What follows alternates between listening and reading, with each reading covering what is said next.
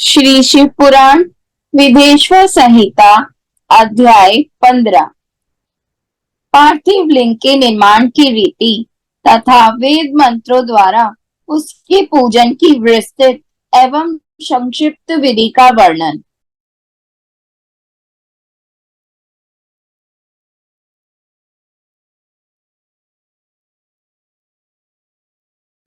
तदंतर पार्थिव लिंग की श्रेष्ठता तथा महिमा का वर्णन करके सूत जी कहते हैं, महर्षियों, अब मैं वैदिक कर्म के प्रति श्रद्धा भक्ति रखने वाले लोगों के लिए वेदोक्त मार्ग से ही पार्थिव पूजा की पद्धति का वर्णन करता हूँ। यह पूजा भोग और मोक्ष दोनों को देने वाली है। आहिनिक सूत्रों में बताई हुई विधि के अनुसार विधि पूर्वक स्नान और संध्योपासना करके पहले ब्रह्म यज्ञ करें, तत्पश्चात देवताओं, ऋषियों, सनकादि मनुष्यों और पितरों का तर्पण करें। अपनी रुचि के अनुसार संपूर्ण नित्य कर्म को पूर्ण करके शिव स्मरण पूर्वक भस्म तथा रुद्राक्ष धारण करें। तत्पश्चात संपूर्ण मनोवांछित फल की सिद्धि के लिए उचित भक्ति भावना के साथ उत्तम पार्थिव लिंग की वेदोक्त विधि से भली भांति पूजा करें।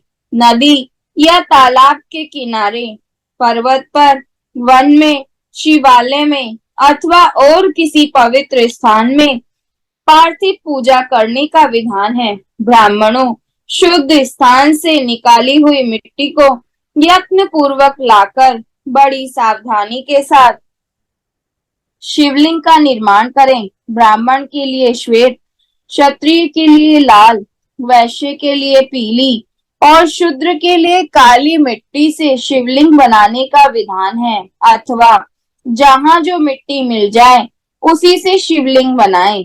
शिवलिंग बनाने के लिए प्रयत्न पूर्वक मिट्टी का संग्रह करके उस शुभ मृत्तिका को अत्यंत शुद्ध स्थान में रखें। फिर उसकी शुद्धि करके जल से सानकर पिंडी बना लें और वेदोक्त मार्ग से धीरे धीरे सुंदर पार्थिव लिंग की रचना करें। तत्पश्चात भोग और मोक्ष रूपी फल की प्राप्ति के लिए भक्ति पूर्वक उसका पूजन करें। उस पार्थिव लिंग के पूजन की जो विधि है उसे मैं विधान पूर्वक बता रहा हूँ, तुम सब लोग सुनो।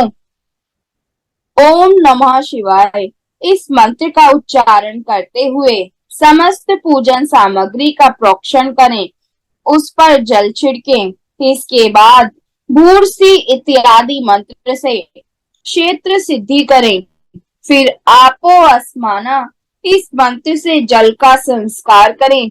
इसके बाद नमस्ते रुद्रम इस मंत्र से सफाटी बंद बनाने की बात कही गई है। नमा शंभवाय इस मंत्र से क्षेत्र शुद्धि और पंचामृत का पोषण करें। तत्पश्चात शिव भक्त पुरुष नमा पूर्व के नील गिव्राय मंत्र से शिवलिंग की उत्तम प्रतिष्ठा करें। इसके बाद वैदिक रीति से पूजन कर्म करने वाला उपासक भक्ति पूर्वक एतते रुद्रावसम इस मंत्र से रमणीय आसन दे। मानो महंतम इस मंत्र से आवाहन करे। याते रुद्रम इस मंत्र से भगवान शिव को आसन पर समासीन करे। यामिशुम इस मंत्र से शिव के अंगों में न्यास करे। अध्यवोचित इस मंत्र से प्रेम पूर्वक अधिवासन करे। असो यस्त्रामो इस मंत्र से शिवलिंग में इष्ट देवता शिव का न्यास करे।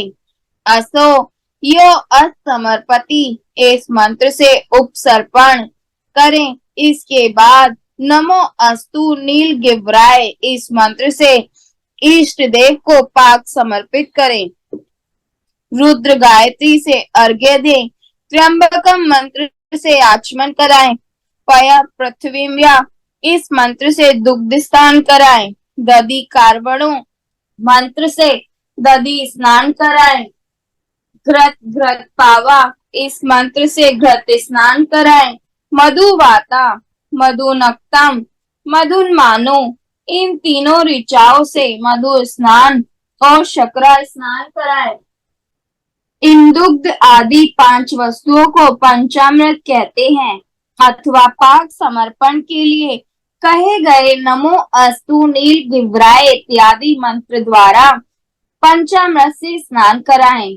तदंतर मां नस्तों के इस मंत्र से प्रेम पूर्वक भगवान शिव को कटिबंध अर्पित करें। नमो वैष्णवे इस मंत्र का उच्चारण करके आराध्य देवता को उत्तरीय धारण कराएं। याते हेति इत्यादि 4 ऋचाओं को पढ़कर वेदक को भक्त प्रेम से विधि पूर्वक भगवान शिव के लिए वस्त्र समर्पित करें।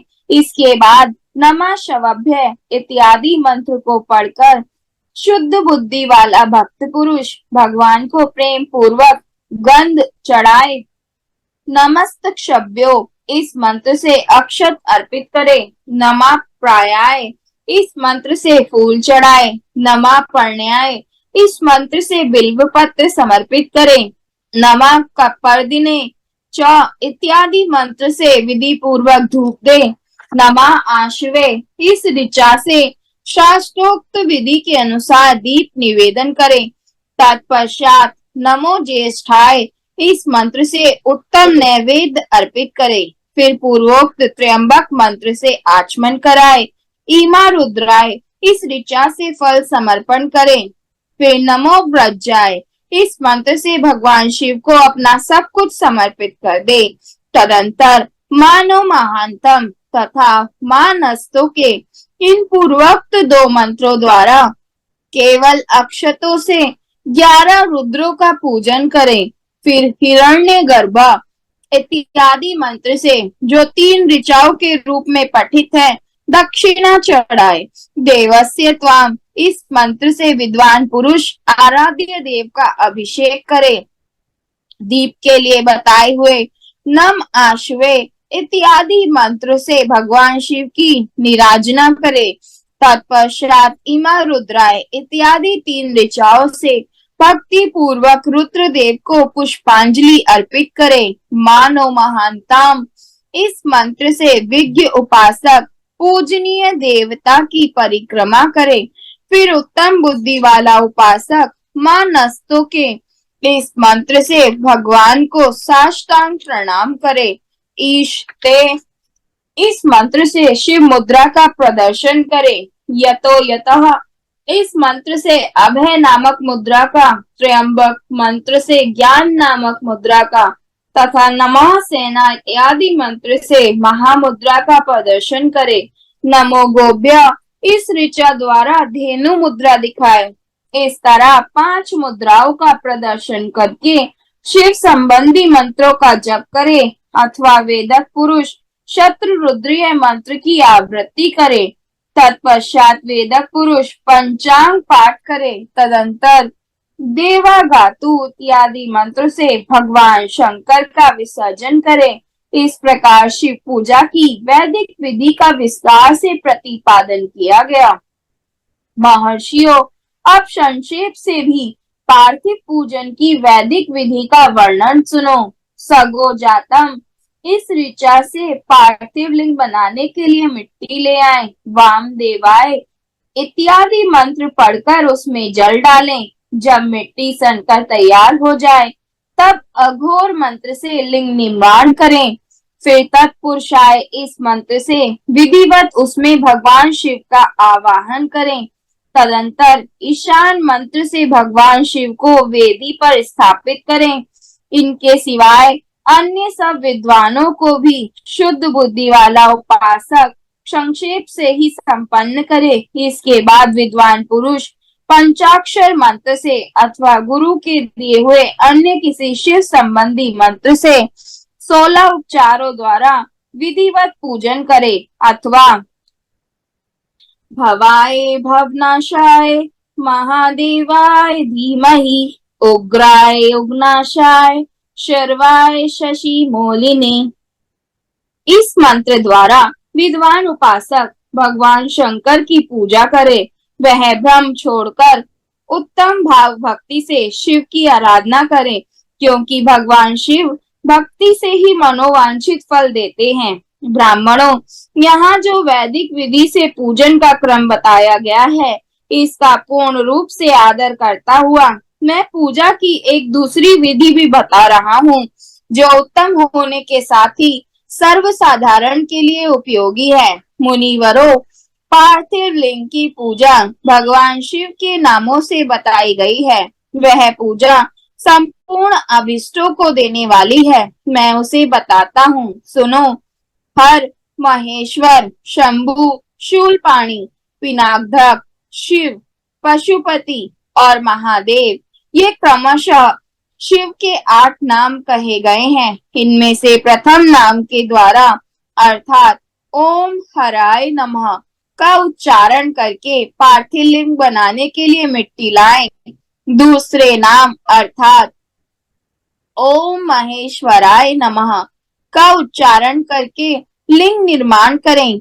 फिर ओम शंभवे नमः बोलकर उस पार्थिव लिंग की प्रतिष्ठा करें। तत्पश्चात ओम शूलपाणे नमः कहकर उस पार्थिव लिंग में भगवान शिव का आवाहन करें।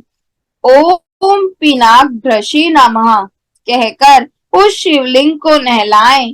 ओम शिवाय नमः बोलकर उसकी पूजा करें। फिर ओम पशुपतये नमः कहकर क्षमा प्रार्थना करें और अंत में ओम महादेवाय नमः कहकर आराध्य देव का विसर्जन कर दें। प्रत्येक नाम के आदि में ओंकार और अंत में चतुर्थी विभक्ति के साथ नमः पद लगाकर बड़े आनंद और भक्ति भाव से पूजन संबंधी सारे कार्य करने चाहिए। षडक्षर मंत्र से अगन्यास और करन्यास की विधि भली भांति संपन्न करके फिर नीचे लिखे अनुसार ध्यान करें। जो कैलाश पर्वत पर एक सुंदर सिंहासन के मध्य भाग में विराजमान है, जिनके वाम भाग में भगवती उमा उनसे सटकर बैठी हुई है। सनक सनंदन आदि भक्तजन जिनकी पूजा कर रहे हैं तथा जो भक्तों के दुख रूपी दावर नल को नष्ट कर देने वाले अप्रमेय शक्तिशाली ईश्वर हैं, उन विश्व विभूषण भगवान शिव का चिंतन करना चाहिए। भगवान महेश्वर का प्रतिदिन इस प्रकार ध्यान करें। उनकी अंग कांति चांदी के पर्वत की भांति गौर है। वे अपने मस्तक पर मनोहर चंद्रमा का मुकुट धारण करते हैं। रत्नों के आभूषण धारण करने से उनका श्रीअंग और भी उद्भासित हो उठा है। उनके 4 हाथों में क्रमशः परशु, मृग मुद्रा, वर एवं अभय मुद्रा सुशोभित है। वे सदा प्रसन्न रहते हैं, कमल के आसन पर बैठे हैं और देवता लोग चारों ओर खड़े होकर उनकी स्तुति कर रहे हैं। उन्होंने वस्त्र की जगह व्याघ्र चर्म धारण कर रखा है। वे इस विश्व के आदि हैं, बीज रूप हैं तथा सबका समस्त भय हर लेने वाले हैं। उनके 5 मुख हैं और प्रत्येक मुखमंडल में 3-3 नेत्र हैं। इस प्रकार ध्यान तथा उत्तम पार्थिव लिंग का पूजन करके गुरु के दिए हुए पंचाक्षर मंत्र का विधि पूर्वक जप करें।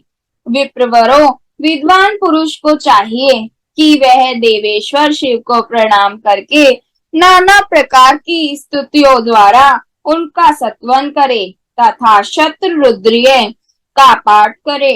तत्पश्चात अंजलि में अक्षत और फूल लेकर उत्तम भक्ति भाव से निम्नांकित मंत्रों को पढ़ते हुए प्रेम और प्रसन्नता के साथ भगवान शंकर से इस प्रकार प्रार्थना करें।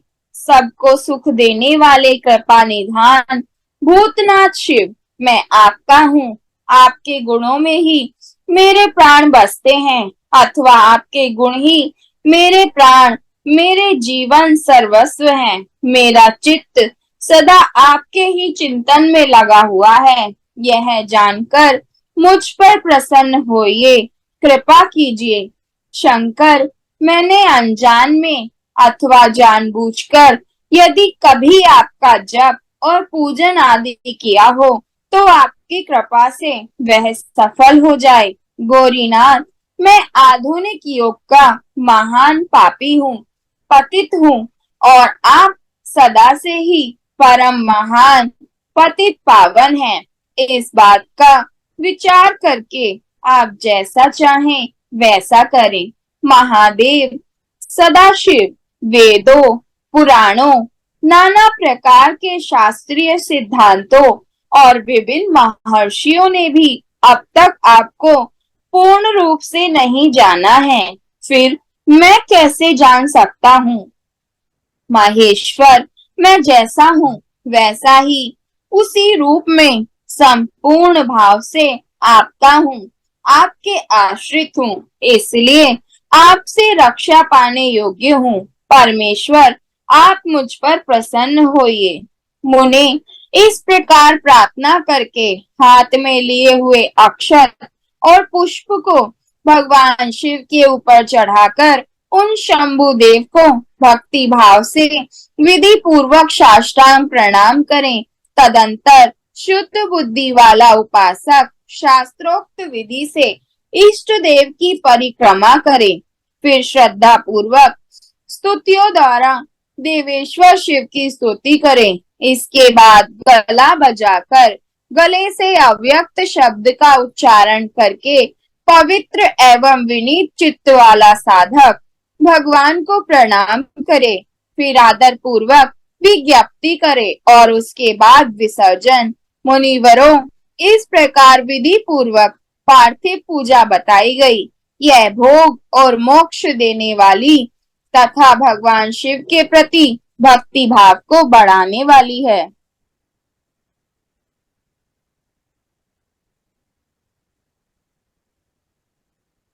श्री शिव पुराण विदेश्वर संहिता अध्याय 16।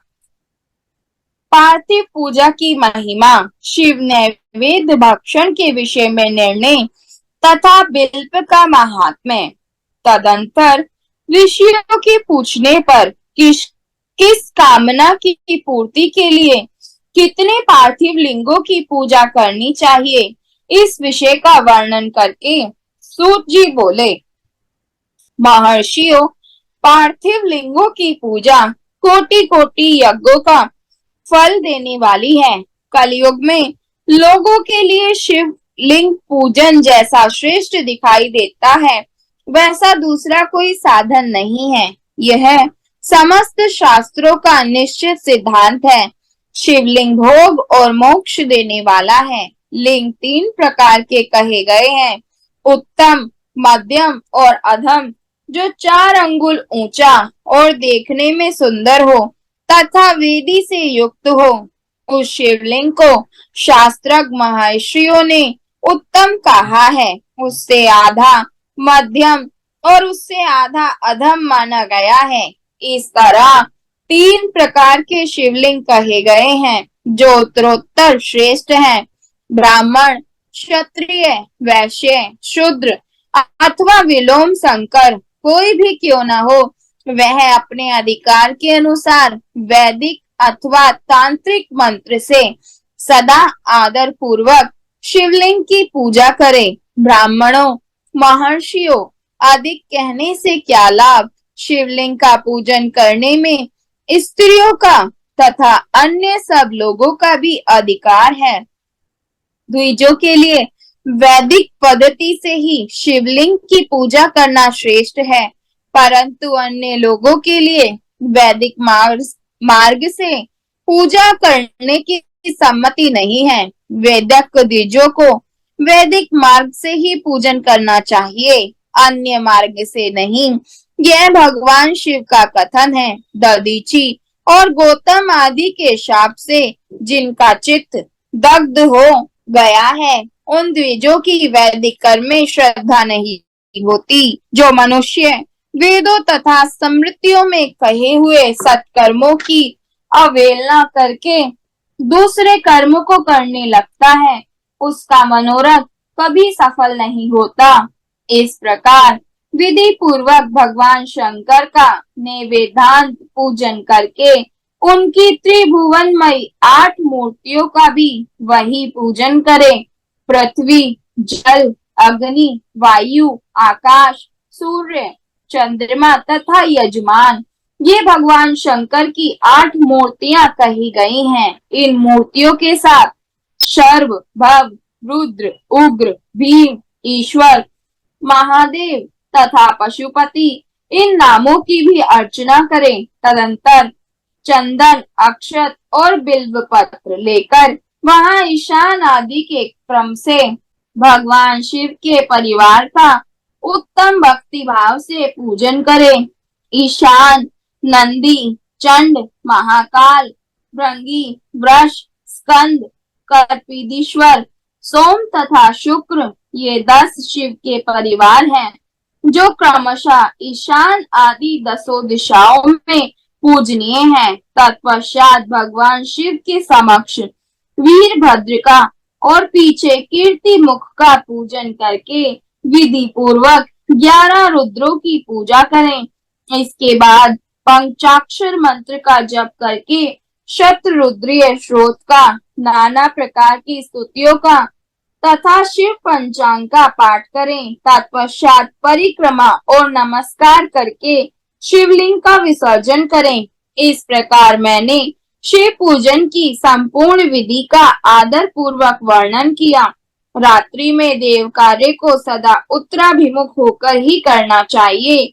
इसी प्रकार शिव पूजन भी पवित्र भाव से सदा उत्तराभिमुख होकर ही करना उचित है। जहाँ शिवलिंग स्थापित हो उससे पूर्व दिशा का आश्रय लेकर नहीं बैठना या खड़ा होना चाहिए, क्योंकि वह दिशा भगवान शिव के आगे या सामने पड़ती है। इष्ट देव का सामना रोकना ठीक नहीं।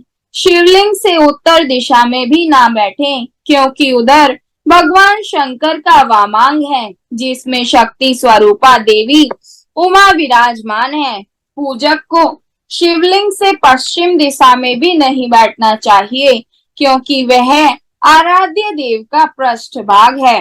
पीछे की ओर से पूजा करना उचित नहीं है।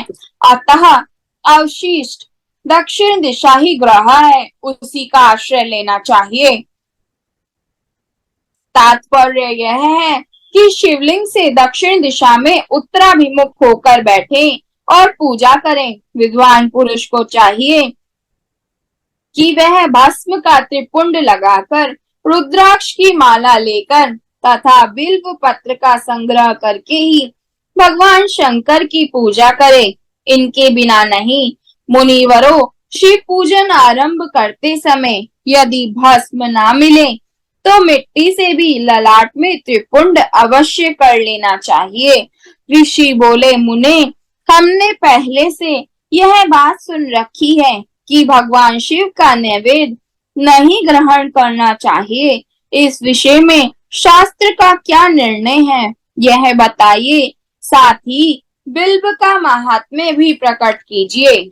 सूत जी ने कहा, मुनियों, आप शिव संबंधी व्रत का पालन करने वाले हैं, अतः आप सबको शतशः धन्यवाद है। मैं प्रसन्नता पूर्वक सब कुछ बताता हूँ, आप सावधान होकर सुने। जो भगवान शिव का भक्त है, बाहर भीतर से पवित्र और शुद्ध है, उत्तम व्रत का पालन करने वाला तथा दृढ़ निश्चय से युक्त है, वह शिव नैवेद्य का अवश्य भक्षण करे। भगवान शिव का नैवेद्य आग्रह है, इस भावना को मन से निकाल दे। शिव के नैवेद्य को देख लेने मात्र से भी सारे पाप दूर भाग जाते हैं। उसको खा लेने पर तो करोड़ों पुण्य अपने भीतर आ जाते हैं। आए हुए शिव नैवेद्य को सिर झुकाकर प्रसन्नता के साथ ग्रहण करें और प्रयत्न करके शिव स्मरण पूर्वक उसका भक्षण करें।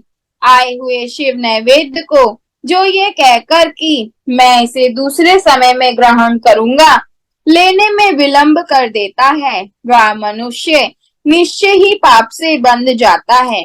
जिसने शिव की दीक्षा ली हो, उस शिव भक्त के लिए यह शिव नैवेद्य अवश्य भक्षणीय है, ऐसा कहा जाता है।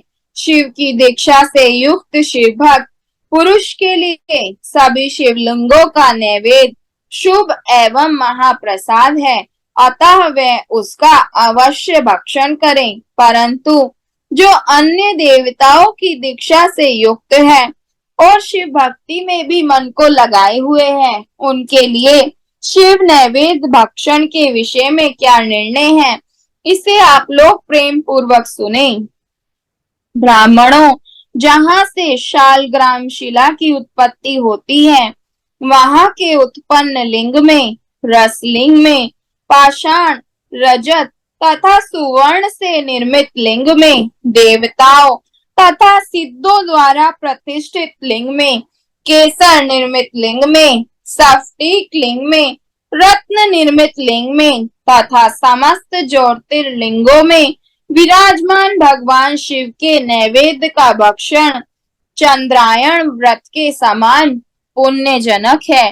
ब्रह्म हत्या करने वाला पुरुष भी यदि पवित्र होकर शिव निर्माल्य का भक्षण करके उसे सिर पर धारण करे तो उसका सारा पाप शीघ्र ही नष्ट हो जाता है। पर जहाँ चंड का अधिकार है, वहां जो शिव निर्माल्य हो उसे साधारण मनुष्य को नहीं खाना चाहिए। जहाँ चंड का अधिकार नहीं है, वहां के शिव निर्माल्य का सभी को भक्ति पूर्वक भोजन करना चाहिए। बाण लिंग, लौह निर्मित लिंग, सिद्धलिंग, उपासना से किसी ने सिद्धि प्राप्त की है अथवा जो सिद्धि द्वारा स्थापित है वे लिंग, स्वयंभू लिंग, इन सब लिंगों में तथा शिव की प्रतिमाओं में चंड का अधिकार नहीं है। जो मनुष्य शिवलिंग को विधि पूर्वक स्नान करा के उस स्थान के जल का 3 बार आचमन करता है, उसके कायिक, वाचिक और मानसिक तीनों प्रकार के पाप यहाँ शीघ्र नष्ट हो जाते हैं। जो शिव नैवेद्य, पत्र, पुष्प, फल और जल आग्रह है, वह सब भी शालग्राम शिला के स्पर्श से पवित्र ग्रहण के योग्य हो जाता है। मुनीश्वरों, शिवलिंग के ऊपर चढ़ा हुआ जो द्रव्य है वह आग्रह है। जो वस्तु लिंग स्पर्श से रहित है, अर्थात जिस वस्तु को अलग रखकर शिवजी को निवेदित किया जाता है, लिंग के ऊपर चढ़ाया नहीं जाता, उसे अत्यंत पवित्र जानना चाहिए। मुनिवरों, इस प्रकार नैवेद्य के विषय में शास्त्र का निर्णय बताया गया।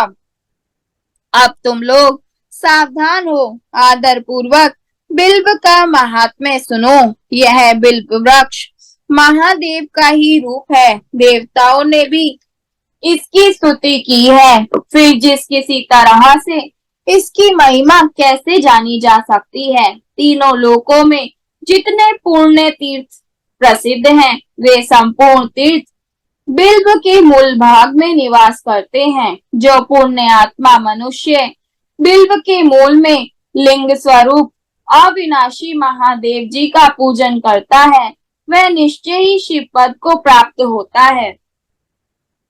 जो बिल्व की जड़ के पास जल से अपने मस्तक को सींचता है, वह संपूर्ण तीर्थों में स्नान का फल पा लेता है और वही इस भूतल पर पावन माना जाता है। इस बिल्व की जड़ के परम उत्तम थाले को जल से भरा हुआ देखकर महादेव जी पूर्णतः संतुष्ट होते हैं। जो मनुष्य गंध, पुष्प आदि से बिल्व के मूल भाग का पूजन करता है, वह शिवलोक को पाता है और इस लोक में भी उसकी सुख संतति बढ़ती है। जो बिल्व की जड़ के समीप आदर पूर्वक दीपावली जलाकर रखता है, वह तत्व ज्ञान से संपन्न हो भगवान महेश्वर में मिल जाता है। जो बिल्व की शाखा थामकर हाथ से उसके नए नए पल्लव उतारता और उनसे उस बिल्व की पूजा करता है, वह सब पापों से मुक्त हो जाता है। जो बिल्व की जड़ के समीप भगवान शिव में अनुराग रखने वाले एक भक्त को भी भक्ति पूर्वक भोजन कराता है, उसे कोटि गुना पुण्य प्राप्त होता है। जो बिल्व की जड़ के पास शिव भक्त को खीर और घृत से युक्त अन्न देता है, वह कभी दरिद्र नहीं होता। ब्राह्मणों, इस प्रकार मैंने सांगोपांग शिवलिंग पूजन का वर्णन किया। यह प्रवृत्ति मार्गी तथा निवृत्ति मार्गी पूजकों के भेद से दो प्रकार का होता है। प्रवृत्ति मार्गी लोगों के लिए पीठ पूजा इस भूतल पर संपूर्ण अभीष्ट वस्तुओं को देने वाली होती है। प्रवृत्त पुरुष सुपात्र गुरु आदि के द्वारा ही सारी पूजा संपन्न करे और अभिषेक के अंत में अग्नि के चावल से बना हुआ निवेदन करे। पूजा के अंत में शिवलिंग को शुद्ध संपुट में विराजमान करके घर के भीतर कहीं अलग रख दे।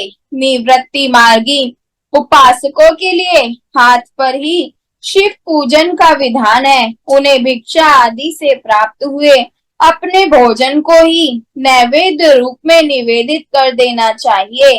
निवृत्त पुरुषों के लिए सूक्ष्म लिंग ही श्रेष्ठ बताया जाता है। वे विभूति से पूजन करें और विभूति को ही नैवेद्य रूप से निवेदित भी करें।